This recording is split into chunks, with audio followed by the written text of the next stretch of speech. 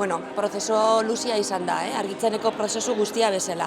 Sakona izan da, elkarrizketa eta eztabaida eta deliberazio asko egon da, baina egia esan da prozesu honek oinarri oso onak eduki duenez, eta helburua esanez akordioetara heltzea eta oinarri finko batzuk jartzea, nahiko prozesu nik uste dut oso emankorra izan dela. Azkenean badie erronka batzuk hartu bitzeulak bai ero bai etorkizunean.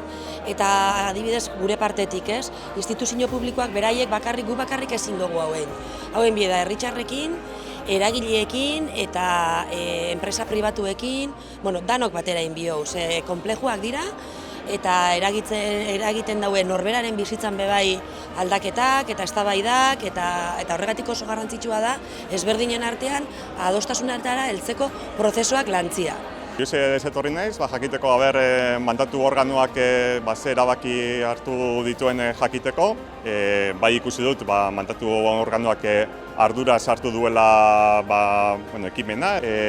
Krisi klimatikoa eta energia krisiagari agian haratago joan zitekela edo bere mugak ikusi dituela, baina ikusi dut ardura sartu dituela eta erantzun baten banduela. Hartu dien erabakia seguro lagundukutera. Zalantza da, ea nahiko izango den edo ez.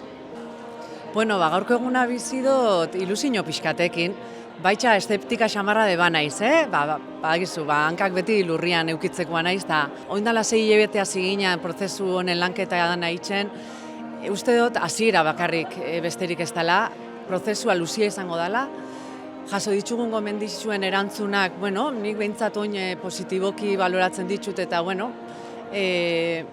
positibo ikusten dute ingarrisa diala, baina ikusi beharko dugu, ber nola gauzatzen den, eta nik uste dut ate berriak irekiko diala. Eta lantzen eta ariketa hau egiten hasteakin nik uste dut aurrera pauso handi bat eman dugula, eta ikusita mandatu organuan konpromiso maila, nik uste dut dudabarik honek eragin edukiko da bela. Etorkizuneko planteatu zen galdera horrei erantzuna emateko, energia berriztagarrien garapena emateko eta energia kontsuma murrizteko.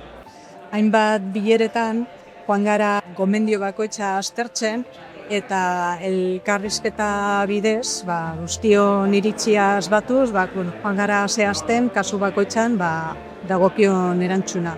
Gomendioak jaso ondoren, lansaio asko eta eztabaida mamitsuak izan ditugu azken hilabeteotan. Gomendioi konpromiso eraginkor eta egingarriekin erantzun nahi izan diegu, eta horrek bere denbora eskatu. Zorionez, adostasun osoa izan dugu eta mandatu organuan gauden eragileok jarraipena emango diegu hemendik aurrera ere. Gaur hartzen dien 11 konpromiso hauek eragin behar dutzie faktore ezberdinei. Energiari, enpresei, norbanakoari, instituzio publikoetatik egiten dien prozesuei eta egiten dien ekimen eta proiektuei guztian eragina eduki daue. Energia eta kontsumoaren aldetik. Eta garrantzitsua izango da, etorkizunera begira egin beharreko pausuak die, eta luzera begira uste dugu erantzungo dotziela gaur egun dauzkagun erronka horiei. Bestelan beste leku batuetatik egin, obligatuko gaitxue beste leku batzuetatik eitzen hau. Hobe da geuk gurien etxea.